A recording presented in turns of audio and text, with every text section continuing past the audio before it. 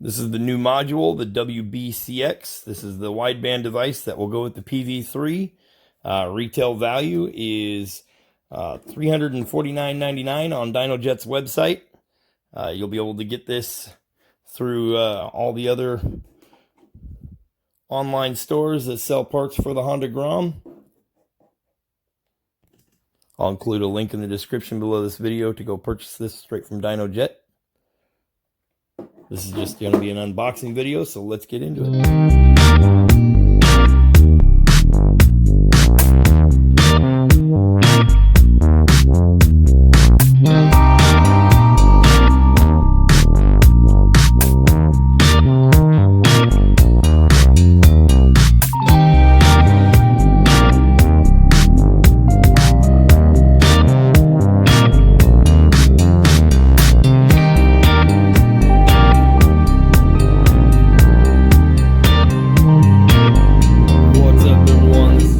Today I got a video for you. Today we're just going to do an unboxing.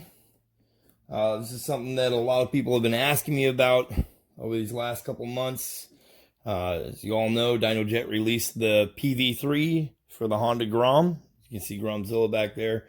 If you follow my channel, Ramseyer uses the PV3 to flash the ECU. It uses Power Commander 5 to help build the map using the auto tune, which has the wideband 2 with auto tune on it that plugs into Power Commander 5. And then Power Commander 5 is also running two-step launch control, and it is also running the DYNOJET Quick Shift.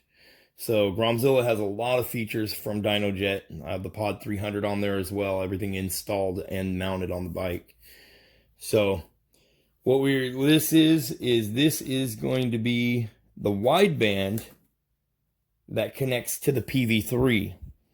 So for flashing your ECU, and then with a software update or a firmware update to the PV3, it will show the AFR coming from the wideband onto the PV3 display. So ultimately, the goal here would be wideband PV3. You can build your map, get your map to where it is ideal air to fuel ratio for what your setup is. On Ramseyer, it runs a 13.6 at idle. And then from there on, as you give it more and more throttle and get into it more and more, it drops at 100% throttle up at 8,000, 9,000 RPM. It's dropping all the way down to 12.6, 12.7 right in there. Okay, just depending on where you're running it, it runs a little richer and richer. Okay, so the idea would be to get a map to work with the PV3 and wideband. Okay, no longer using that factory O2 sensor. So without further ado, here it is. This is going to be the wideband device for the PV3. This was sent out to me from DYNOJET. I will be doing lots of testing on it. I will see if I can break it and they can fix it. I will try to work out a lot of the bugs, if there is any. And I will let you guys know my honest opinion.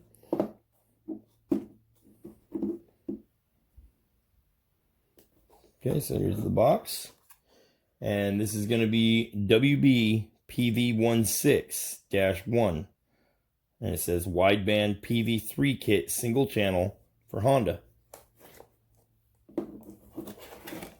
Okay, so we'll see what all we get in the box here. Let's get right to the meat and potatoes here. This is the actual module itself. There you go. So this is going to be called on their website, it'll be WBCX. That's the wideband CX. You have two CAN bus ports here. Okay, and then you do have this will be these holes right here. Oh, focus, there you go. Okay, and they're color coded underneath. This is where your wideband O2 sensor is going to plug in. Okay, so we'll set that down. Okay, and then you have the wideband O2 sensor.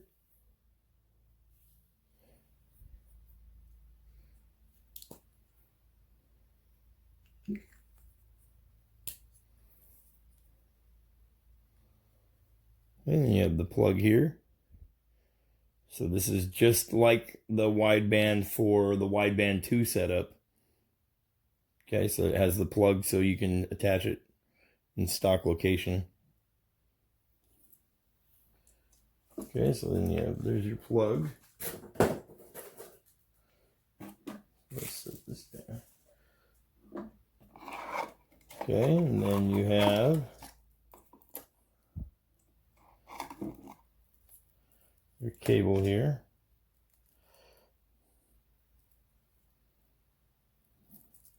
Okay, let's undo this and see what all we got here.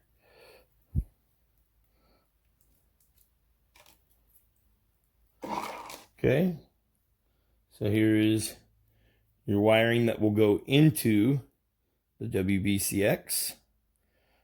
Okay, and like I showed you on the bottom here, everything is color coordinated.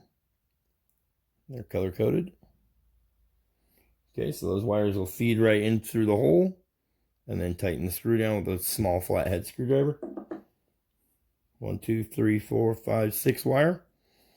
And then here is your plug, which is going to plug into the O2 sensor. Okay, and you will have to have a hole for the O2 sensor. And I believe this is a 18 millimeter. And it does come with the plug to get welded into the exhaust. Okay, Ramseyer has already got one, but it does come with that. And it comes with some sticky Velcro to mount it.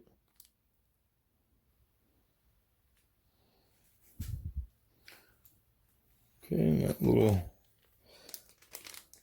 got the caliper here to the exact size of this bung that you got to weld up here. Okay, so you're going to need this welded into the exhaust.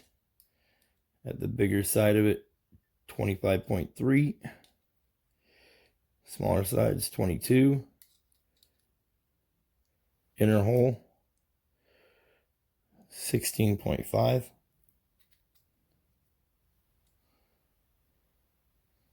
That's 16.5. Okay, so that is going to be for your O2 sensor.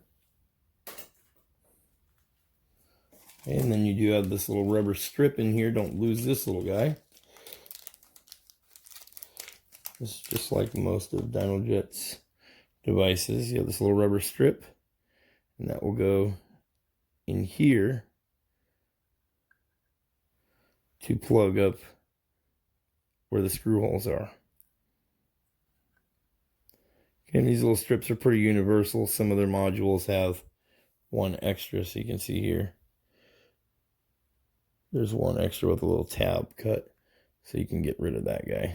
That's what those go. So that's what that'll do. It'll plug up those screw holes down there on the bottom. Okay, so you're not going to want to lose that. Then this is the new cable you'll be running. Okay, so on the PV3, it has this style of plug. So this is what will go into the PV3 now. And normally your PV3 goes straight to your diagnostics port. So this is going to go to the PV3 to the diagnostics port. And then this is going to go to the wideband module. Okay, so this gives you enough wire to locate everything under the seat and run it all the way and actually mount it to the vehicle, to the, up on the handlebars to the bike. Okay. It's nice they give you a longer cord this time. I asked them about that when the PV3 was being developed. They're getting a little bit longer of a cable, and there you go. Okay, also in the box, it's like you have an alcohol wipe here. Like I said, they get the Velcro pad to mount this little guy. A couple of stickers. And for anybody wanting DYNOJET decals, you can message me. Look in the description below this video. Find me on Instagram or Facebook Messenger. I will gladly send you some decals. Okay, you got some heavy duty zip ties if you need those for mounting all your wiring. DYNOJET product registration. Always register your products. And then you have the instructions here. Everything that comes in the box. Wideband CX. Diagnostics to CAN to power vision cable. O2 sensor. Velcro zip tie. Just read all the instructions beforehand. Okay, introduction, everything else. And it does give you best scenario for locating your, or for mounting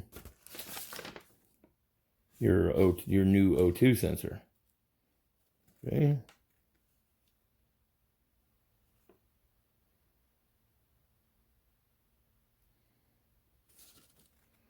Okay, installing it.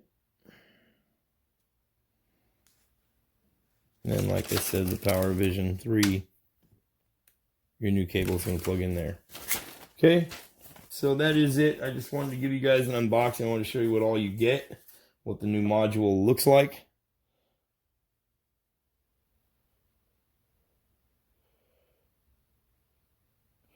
Okay, and like I said, you will have to go to DYNOJET's website and update the firmware on the PV3 in order for it to accept the new device.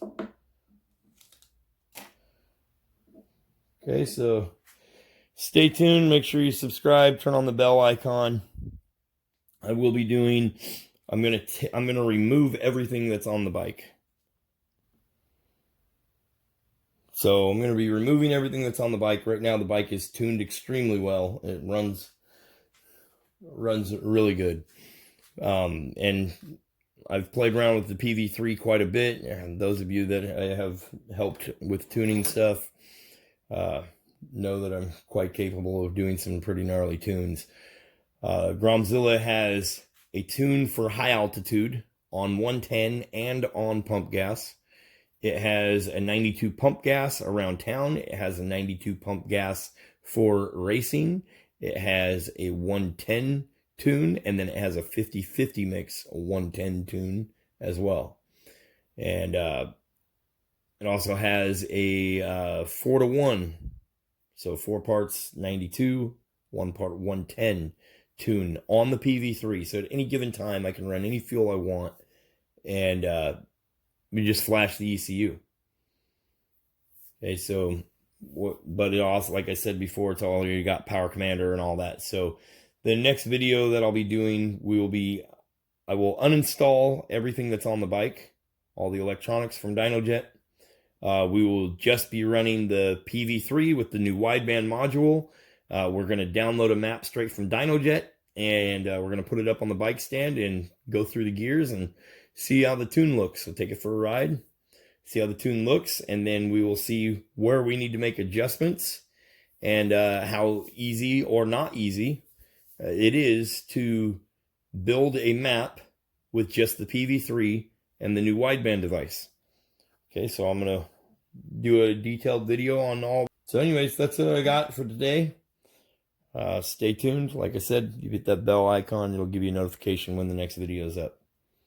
You guys have a good day.